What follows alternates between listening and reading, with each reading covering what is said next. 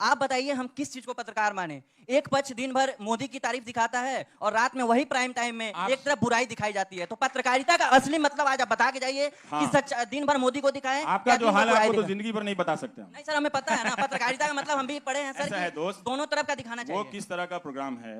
अब ऐसा है कि आप ये भी जानते हैं कि मेरा एक बहिष्कार है, ठीक है ना? नहीं, मेरा बहिष्कार है। नहीं नहीं, उससे कोई फर्क नहीं। तो मैं लोकप्रियता के दबाव में अपनी बात थोड़े, ऐसा थोड़ी है कि मैं छोड़ दूंगा। क्या ना, कमाल है। यही चीज तो हमें समझना है कि एक दिन हमको अपने फैन के खिलाफ भी बात करना पड़ेगा। और मैं तो कहता हूं कभी किसी का फैन नहीं बनना चाहिए। आपको पता है ये लाइन किसने कही थी? और आपको पता है मैंने अपने ब्लॉग पे क्या लिखा है? कभी रवीश कुमार मत बनना। पढ़ा है आपने? पढ़िएगा, है ना? हाँ, एक्चुअल मतलब क्या होता है, न्यूज का क्या मतलब होता है, एनालिसिस का क्या मतलब होता है। हमने कहा ना कि आप वहां तुलना कर रहे हैं। आपने ये नहीं बताया कि वहां कौन सा प्रोग्राम चल रहा था, यहां कौन सा प्रोग्राम चल रहा था। वहां 2000 के नोट में नकली चिप बताए जा रहे थे, जीपीएस। उससे तुलना करना चाहते हैं आप? नहीं सर, बिल्कुल नहीं। तो किस चीज से तुलना करते हैं आप? उदाहरण देकर बात करते तो आपका सवाल और अच्छा हो सकता था मैं फंस भी सकता था जी। एक और सवाल ले लेते हैं। लास्ट उदाहरण नहीं दिया। वो आप इधर बैलेंस वाला करने लगे। वही मैं जो मानक से कह रहा था, मैं दुकान नहीं चलाता हूं, मैं अपना करता हूं। तो अगर आपको मुझसे सवाल पूछना है तो मेरे शो पे रिसर्च कीजिए। क्या मेरा शो आलोचनाओं से परे है? बिल्कुल ही नहीं है, बिल्कुल नहीं है। अब एक और सवाल क्या हो सकता है? आप बताइए कि 10 लाख लड़के जो अलग अलग परीक्षाओं में फंसे हुए हैं और उनको नौकरी नहीं मिले, उस पर मैं 6 महीना करता हूं तो एक तरफा कैसे है दोस्त? आखिरी सवाल रवीश, आपके गांव कस्बे जहां से आप आए हैं, यूनिवर्सिटियां बर्बाद हो गई हैं। अगर मैं 30 दिन उस पर करता हूं तो उसमें क्या एक तरफा है? किस चीज का एक तरफा है?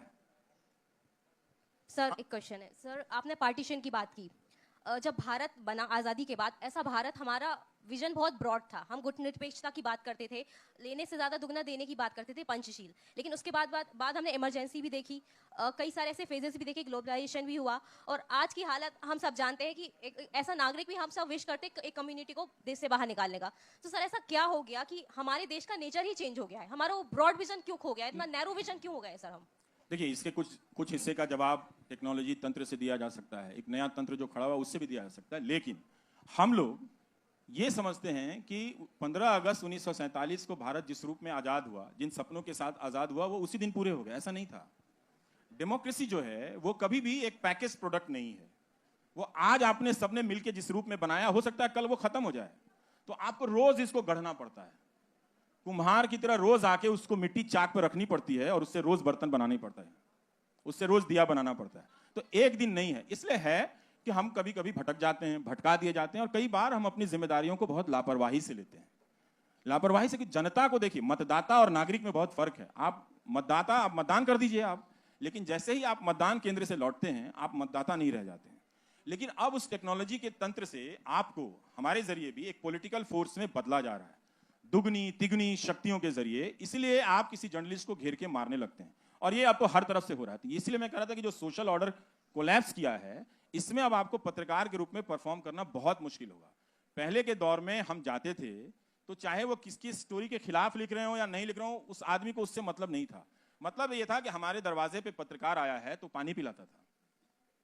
तो लेकिन अब जब लोगों को पॉलिटिकल फोर्स में बदल दिया गया है, पॉलिटिकल पार्टी के लोग, उससे एफिलिएशन रखने वाले लोग, प्रधानमंत्री की डीपी लगाकर लाने वाले लोग गालियां दे रहे हैं उसमें, तो एक मंजूरी दी जा रही है। इस तरह के हुलिगनिज्म को कभी भी मान्यता नहीं मिली थी। राजनीतिक दल में ऐसे तत्व थे, जैसे शहाबुद्दीन का उदाहरण है, यूपी में भी बहुत तरह के इस तरह के डॉन हुए, इस तरह के बाहुबली होते थे।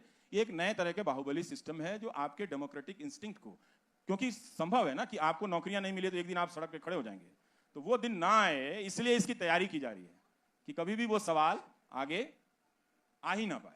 तो बहुत मुश्किल हो गया। तो इसलिए हम सबको उन सपनों को हासिल करने की जरूरत है, उन सपनों में नई बातें जोड़ने की भी जरूरत है, और उसके लिए मेहनत करने की जरूरत है। जो मैंने अपनी जिंदगी से सीखा है, पहले मैं सोचता था कि पैदा हो जाने से ही नागरिक हो गए।